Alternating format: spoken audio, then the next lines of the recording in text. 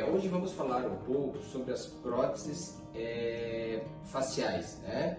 Mais particularmente sobre as próteses de polietileno poroso, que são as próteses em que a gente coloca no paciente, instala no paciente com vistas a ganhos principalmente estéticos, né?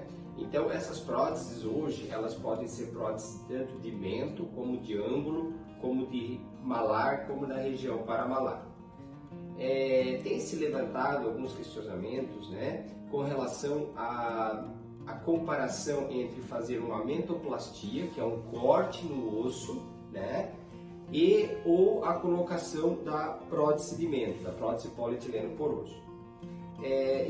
Na minha opinião, né, é muito difícil e não deve se levantar a questão qual é melhor, qual é pior, qual tem mais vantagem ou desvantagem. O primeiro ponto que a gente tem que colocar aqui é qual é a necessidade facial do paciente, né? O que o paciente tem como queixa, o que ele busca quando ele quer a melhora dessa região do mento. Sempre o principal fator que temos que observar dentro da queixa do paciente, né, é a análise facial desse paciente. Muitas vezes a queixa do paciente, a análise facial do paciente, somente com a mentoplastia, que é o corte no osso, a gente não consegue um ganho estético satisfatório, né? Então a questão que deve se levar em consideração sempre é a queixa do paciente e a necessidade facial do paciente. Porque muitas vezes uma mentoplastia de avanço muito grande, ela cria um efeito antiestético nessa região de sulco mento-nasolabial.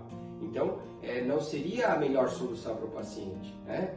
O outro fator também é que as próteses de polietileno poroso, elas têm uma grande vantagem, que elas têm uma nova conformação anatômica para a mandíbula do paciente. E o que com a mentoplastia, quando a gente pega a própria anatomia do paciente e reposiciona, a gente não consegue, né? E o último fator que eu acho muito importante e relevante é que a gente não tem que pesar a cirurgia pelo tamanho da incisão e pelo tamanho do deslocamento tecidual, né? Às vezes, o tempo de cicatrização de uma incisão pequena é o mesmo tempo de cicatrização de uma incisão grande, né? E uma incisão pequena e um descolamento menor em alguns pacientes não vão trazer os ganhos necessários para aquele paciente, né? Então, comparar a mentoplastia com a prótese de mento, dizer um é melhor, outro é pior, é muito difícil, é uma questão que não deve ser levantada. O que deve ser levantada é qual é a necessidade facial daquela paciente, né? Se você observar os pacientes que têm deficiência de mento, principalmente na visão frontal, só o avanço do mento, com uma técnica onde a gente não tem uma incisão adequada, um descolamento adequado, a gente não consegue um reposicionamento da estrutura óssea suficiente para aquele paciente. Muitas vezes esses pacientes com deficiência de mandíbula, eles têm alguma assimetria, né, na base da mandíbula e no mento. Então, só avançando esse mento e tentando corrigir o posicionamento desse mento com a osteotomia, não vamos ter um resultado satisfatório para esse paciente.